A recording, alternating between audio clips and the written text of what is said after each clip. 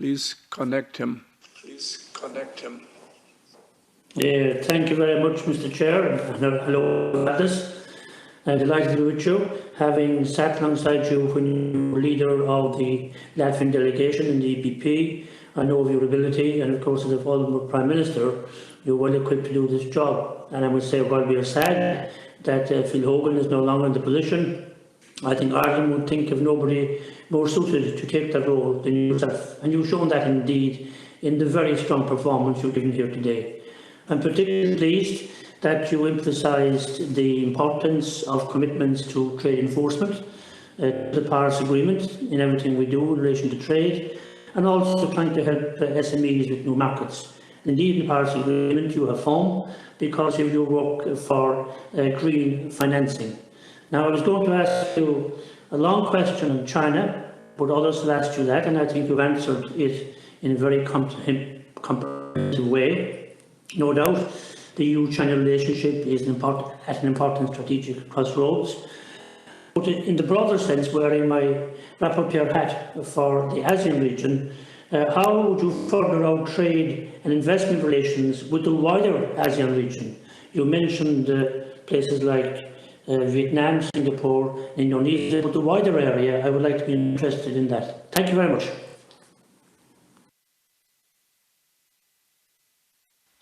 Yeah, thank you very much. Well, you raised a number of important points on trade enforcement, on how to improve the possibilities for our SMEs to derive benefits from trade agreements. I think those are all important work streams.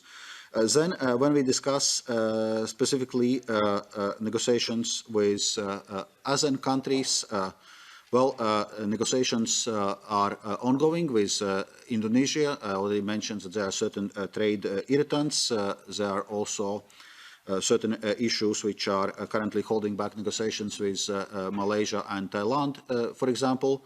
So, in a sense, we need to continue this engagement and see how we can unblock those situations and continue those free trade negotiations. And I also mentioned the question of region-to-region free trade agreement. There are some discussions, but there's not too much convergence so far between the two sides and also actually within the ASEAN group on a number of issues. So what exactly is to be covered, especially issues like services, investment, public procurement, trade and sustainable development, well, all the issues which modern free trade agreements are including. But I agree this is an important region and we will continue engagement with it. Jean, you have a follow-up question? Yes, very briefly, and thanks again for a very clear answer, Mr. Dombrovskis. Now, the difficult part of the Chinese question is, of course, Taiwan. And in efforts to diversify our economic trade relations with international like-minded partners, what is your take on the commencement of preparations for the negotiations on a new Taiwan investment agreement? Thank you very much.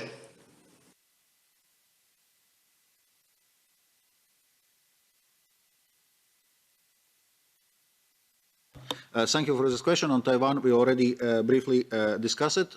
We remain in close dialogue on investment with Taiwan.